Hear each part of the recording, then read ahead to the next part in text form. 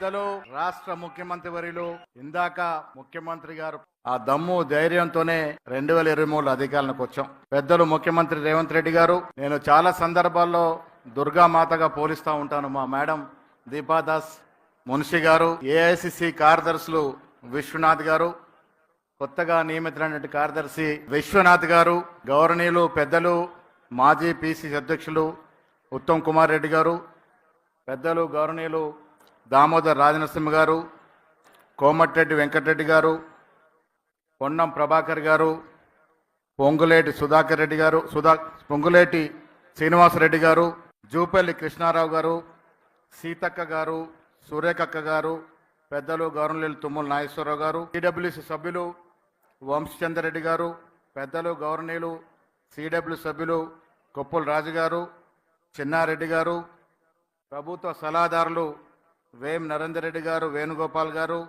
పెద్దలు గౌరవనీయులు మాజీ పిసిసి అధ్యక్షులు కేశవరావు గారు, అదేవిధంగా గీతారెడ్డి గారు, షబీర్ అలీ గారు, రుద్రాజు గారు, సుదర్శన్ రెడ్డి గారు, మా పెద్ద నాయకులు,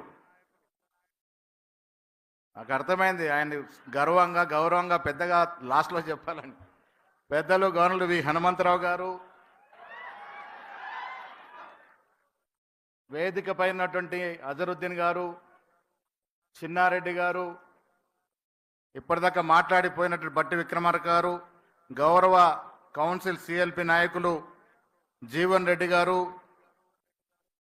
ఎమ్మెల్యేలు, ఎమ్మెల్సీలు, ఎంపీలు, ముఖ్యంగా డిసిసి అధ్యక్షులు, మానుబంధ సంఘాలు యూత్ కాంగ్రెస్ శివశరణరెడ్డి గారు, ఎన్ఎస్ఏ వెంకట్ గారు, మహిళా కాంగ్రెస్ సునీత గారు, సేవాదల్ జితేందర్ గారు, పిసిసి కార్యవర్గ సభ్యులు నా మిత్రులు సుఖ్మిందర్ సంధు గారు, ఏఎస్సి కార్యదర్శి మహేష్ గారు,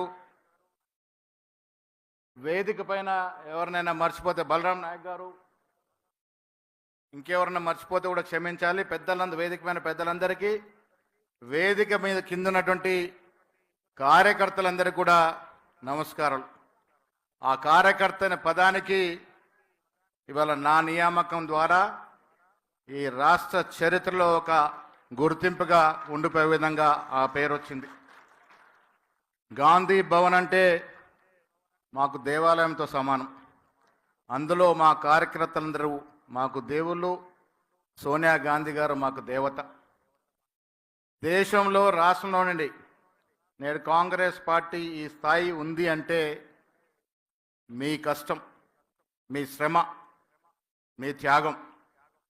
ఆనాడు రేవంత్ రెడ్డి గారు ముఖ్యమంత్రి అయిన తర్వాత ప్రజల్లో ఉత్సాహం రావటానికి కూడా కారణం ఏంటంటే 10 ఏళ్ళుగా మనం కష్టపడ్డ తీరు, కేసీఆర్ మనం ఇబ్బంది పెట్టిన తీరు, రేవంత్ రెడ్డి గారు ప్రజల్లో తిరుగుతూ ఉంటే ఈ అవకాశం ఈసారి వస్తుంది, ఇంకొద్దే కష్టపడదాం అన్నటువంటి ఆశతో మీరు కష్టపడ్డారు. కాబట్టే ఆనాడు సీనియర్ నాయకులు ఉన్నటువంటి సిఎల్పి నాయకులు బట్టి విక్రమార్క గారు, నాకు మార్గదర్శకులైనటువంటి ఉత్తమ్ కుమార్ రెడ్డి గారు, పెద్దలు విహెచ్ గారు, షబీర్ అలీ గారు, చాలామంది సీనియర్లు ఈసారి విభేదాలు పక్కన పెట్టి మనం అధికారంలోకి రావాలంటే అందరం కూడా కలిసికట్టుగా పనిచేయాలన్న తపనతో ముందుకెళ్ళినట్టు సందర్భం.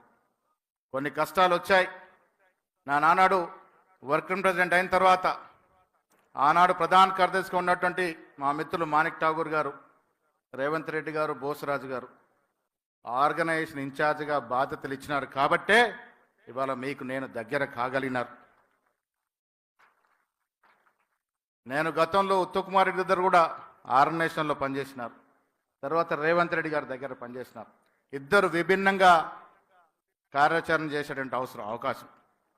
ఉత్తమ్ కుమార్ రెడ్డి గారు ఎంత జాగ్రత్త అంటే రాత్రి వేళ 12, 1 గంట, 2 గంటల దాకా పనిచేసేవారు. ఒక మెసేజ్ కార్యకర్తకు పంపాలి అంటే దాంట్లో స్పెల్లింగ్ మిస్ అయిందని 1కి 4 సార్లు తెప్పించుకొని చూస్తే తప్ప అది ముందుకు పోయేది కాదు. అదొక అలవాటు. అదే రేవంత్ రెడ్డి గారు ఏ సమాచారం పంపినా మీరున్నారన్నా మీరు చేయండి, నేను ప్రజలతో బయట చూసుకుంటాను, గాంధీ భవన్ మీరు చూసుకోండి. ఒక విభిన్నమైనటువంటి వ్యవహార శైలి. ఇద్దరు కూడా నాకు ప్రోత్సాహం ఇచ్చినటువంటి వ్యక్తులు. ఇలా రేవంత్ రెడ్డి గారు పిసిసి అధ్యక్షుడు తర్వాత వర్కింగ్ ప్రెసిడెంట్కి ఇచ్చినటువంటి స్వాతంత్రం, స్వేచ్ఛ, దానివల్లే ఈ కార్యక్రమం ముందు సాగినాయి. నేను చాలా సందర్భంలో చెప్తా ఉంటాను, కాంగ్రెస్లో ప్రజాస్వామిక స్వేచ్ఛ ఎక్కువ. విమర్శించుకుంటాం, బాహాటంగా మాట్లాడుకుంటాం. మీరు చూశారు, ఎన్నికల ముందు కూడా రేవంత్ రెడ్డి గారు పిసిసి అధ్యక్షుడైన తర్వాత చాలా సందర్భాల్లో నీకున్న సీనియర్ నాయకులు చాలామంది ఇంట్లోకి నేను మాట్లాడాల్సిన పరిస్థితి, సంధానించాల్సిన పరిస్థితి, ఆనాడిన పరిస్థితిలో. కానీ సమయం వస్తే ఒకటవుతారని చెప్పి